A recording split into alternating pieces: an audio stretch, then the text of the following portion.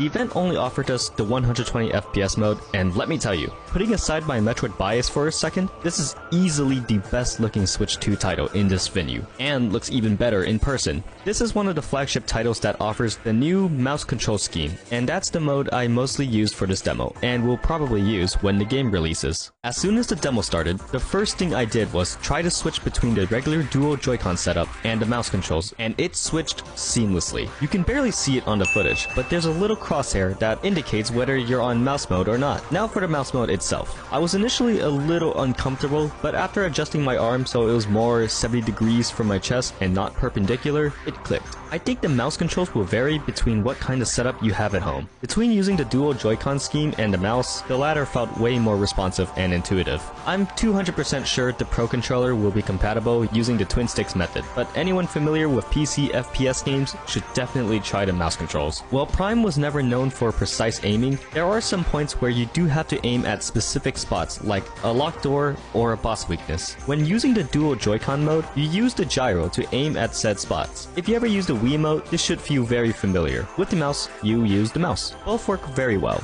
I don't remember if I tried this in the demo or not, but I think you can use the right stick to aim at those spots too. Keyword, I think. These control schemes are proof that Prime 3 can be remastered or straight up ported to this console. Another neat improvement from previous titles is the movement. In earlier games, you can only sidestep left or right, but here it's omnidirectional. Even transitioning from the Morph Ball feels more fluid compared to Prime 1. Like, look at me, I'm running in all directions. The Morph Ball jump and bombs return, and something the demo doesn't tell you is the Boost Ball is back. We wouldn't really know because I don't think Retro Studios finished the VFX for the ability yet. Samus's face shows up again when you shoot a charge beam point blank at a wall, and I think her damage grunts are new. I hope Jennifer Hale is reprising her role. Missiles also return, but aside from one section, I hardly use them. Previous games have conditioned me to mostly rely on the charge beam for damage. Even the staff who was watching me pointed that out. I don't recall if previous games had them, but I noticed Prime 4 has QTEs, at least during the boss fight. It only happened when I was grabbed though. The last thing I'll say about the demo is it covers the prologue of the game, which is very action focused, with a lot of things happening all at once. Obviously, we don't know too much about the game, but I hope the rest of it still has the slow-paced atmosphere building environmental storytelling this series is known for. Once I beat the boss, I left the booth knowing that this game would be phenomenal. It was everything I hoped for in a Prime game, and I cannot wait for the game to come out.